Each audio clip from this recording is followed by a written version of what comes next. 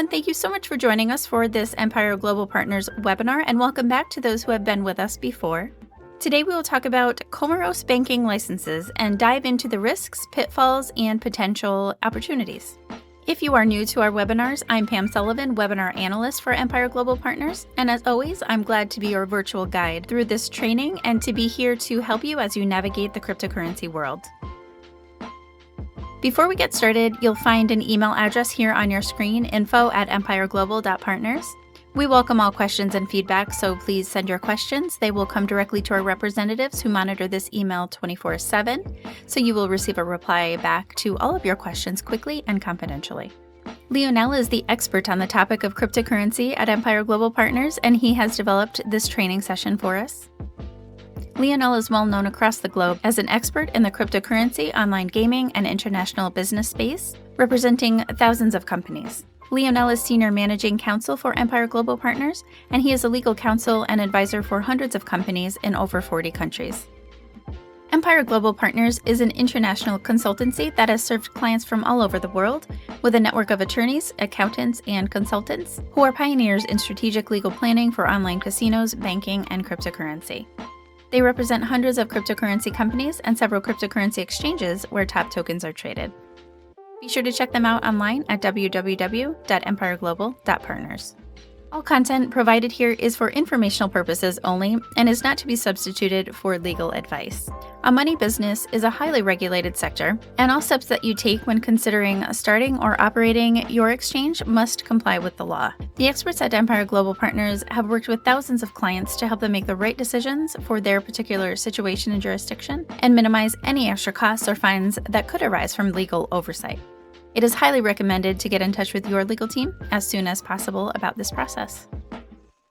In this webinar, we will be primarily focused on Comoros banking licenses, risks, pitfalls, and potential opportunities. Before you start that process, though, it's important to have a strong understanding of the legal framework and all of the regulatory authorities because these will determine the necessary steps to be taken when obtaining your license. So we'll spend some time going over all of that in detail. Forming your own bank in tax-neutral jurisdictions sounds like a tempting idea. One of those places is the Comoros Islands, or Comoros. Moheli, also known as Mawali, is an autonomous island that forms part of the Union of Comoros. It is the smallest of the three major islands in the country. The island of Mawali has a permit for the operation of banking companies, insurance companies, gambling companies, and trust and brokerage companies through the issuance of licenses for these activities. The Mawali International Services Authority, MISA, provides licenses for regulated financial entities and gaming casinos commenced in 1998 through legislation called Mawali Services Law 1998. Offshore banking licenses are granted by MISA exclusively to Mawali IBCs. It has been questioned as to whether the licenses provided by MCSL and MISA are genuine and issued by the competent authorities of the island of Mawali, Comoros, and if these licenses are suitable for the conduct of cryptocurrency businesses. During the research authenticity of the licenses issued by MISA through MCSL, Empire Global has evaluated documents issued by U.S. authorities, reputed international publishers, and international organizations on the status of Mawali and its governance structure. Empire has also evaluated the information provided on the official websites of MISA and MCSL, respectively. Ultimately, Empire is trying to understand the status of licensing and regulation of financial services in the territory of Mawali. On the MISA website, it states that it is the only authority for the autonomous territory of Mawali responsible for financial services and licensing. It also claims on the same website that at the moment, by MISA, were registered over 12,000 companies, including 45 banking, 36 insurance, 27 trust and brokerage entities, and 12 betting or gambling companies. MCSL states on its website that it is a recognized leader for business, legal, and financial services in Comoros. It is authorized by the Legislative Assembly of the Moheli Finance Authority for the marketing of all licenses. The Moheli FM issues all banking licenses, online gaming licenses, insurance licenses, brokerage licenses, and foundations, as well as Moheli International Business Companies, or IBC. Empire has used documentation in which they have not noticed anything that would lead them to conclude that such documents are not authentic, or that the facts stated in them are not true. Remember that this should not be considered as legal, investment, or financial advice under any situation. Empire Global will not be responsible for any losses arising out of the use of this information for any investments or any other decisions. The existence of an offshore banking and financial services industry in Moeli, which provides licenses to international business companies, banks, and insurance companies, has been recognized by the United States through its INCSR, Volume 2 of 2008. It has also been recognized as an offshore center.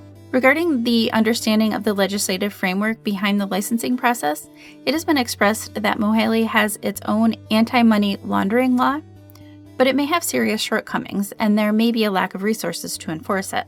As of 2008, the existence of the International Bank Act of 2001 and the International Companies Act of 2001 is also known. As of 2010, it was also reported that Moeli and Anjouan may no longer be issuing banking licenses to offshore entities. No information was available from any third parties about the status of the legislation posted on the MISA website.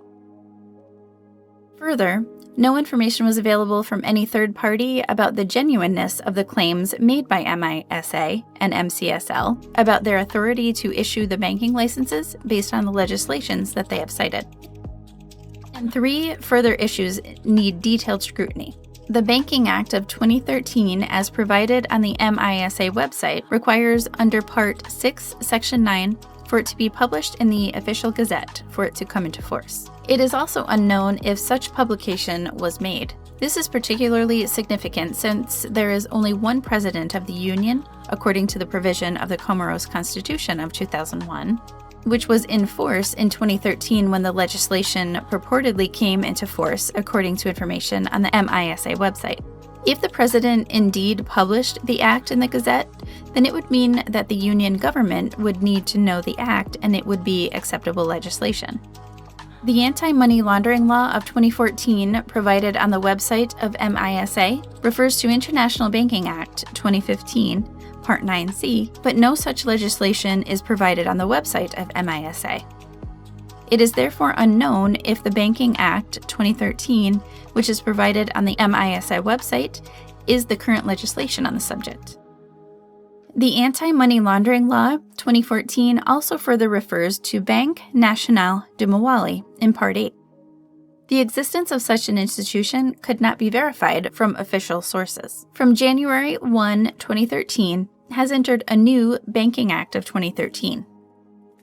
The purpose of this act is to foment the development of the island as a responsible international financial center, complying with global best practice and regulatory standards, and to provide incentives by way of tax exemptions for international banking business carried on from the island. Obtaining a financial services license from MISA through MCSL is an activity that must be undertaken with caution. There is no independent information available to verify the status of these entities, although there is limited information as stated above, which suggests that the island of Moeli may have tried to build a financial services industry based on an external services provider.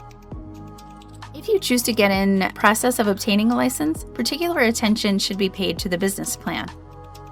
The regulator will be looking to ensure that the proposed bank is sufficiently capitalized for its planned operations. Banks with the minimum permitted capital will typically be licensed solely for in-house treasury functions, whereas banks looking to accept deposits from the general public will be expected to have higher capitalization and human resources depending on their expected operations. The Moeli regulator demands high liquidity at all times. According to MCSL, they are experienced in providing a comprehensive bank manager service, or clients may take an a la carte approach, keeping costs low by using only the services they need as the business grows. Besides the basic registered agent and application processing service, available services subject to negotiation include business plan preparation and consultation with clients and their professional advisors, provision of professionally qualified managers and directors, development of AML policy and compliance manual, assistance with opening correspondent accounts internationally, assistance with applications for SWIFT BIC code, provision of local presence, dedicated employee, phone line, etc., opening of representative offices in other countries, provision of hosting of internet banking software, and international credit and debit card programs. A financial services license obtained for banking activity from MISA may not fulfill the requirements of a traditional bank that wants to connect with the global financial system. The license for a bank that operates in the cryptocurrency sector from MISA through MCSL may provide it the desired flexibility to launch new and innovative products while adhering to certain standard practices on issues such as anti-money laundering and anti-terrorism financing, since there are certain legislations listed on the MISA website which guide such practices. Such a licensed bank may, however, not invoke the necessary confidence, which would lead it to be integrated as part of the global financial system. A licensee who chooses to obtain a banking license from MISA with the limited purpose of operating a business that does not need to link with the global financial system needs to adhere to the following practices in addition to the legislation. The customers of the bank must undergo a detailed Know Your Client, or KYC procedure. This KYC information and the documents must be verified through a reputed KYC verification service provider and also saved for 10 years after the business relationship with the customer has ended. The customer should be allowed to commence his banking relationship only after the documents and information have been verified. The applicant must sign a declaration that they are not covered under any United States or European Union or United Nations sanctions, will not be laundering any proceeds of crime through its transactions with the bank. They are not a politically exposed person and will not be undertaking any criminal activities through his banking relationship. They will submit any additional information regarding their identity as required, or his banking relationship may be terminated and his accounts may be frozen. They are aware of the risks of dealing in cryptocurrencies, and he may lose all his funds. The potential customer must also be made aware of the limited recognition of the banking licenses provided by MISA, and that he may not be able to access the global financial system through his account in the bank. Each of the islands of Comoros, according to Title II of the Constitution, is autonomous with the Union, including having its own constitutions or fundamental law, governor, and parliament, plus its own financial sector, which is not regulated by the Central Bank of Comoros. Obtaining a banking license is a relatively quick process due to the lack of bureaucracy. Approval can be granted swiftly, providing the necessary due diligence requirements are met. There are no requirements for local offices or employees. Correspondent accounts can sometimes be arranged depending on the strict due diligence and subject to negotiable fees and due diligence. Offshore offices are now also available with French, English, and Arabic-speaking secretaries. The benefits of license include privacy. Strict laws concerning bank confidentiality protects the interests of clients. Asset protection. Assets deposited into a client's account are protected against forfeiture. Tax protection. Favorable tax regime, and minimal capital requirements. A customer who obtains a license will be aware of the risks involved, and the bank can also be expected to be able to comply with future regulatory requirements based on the information that they have already collected from the customer.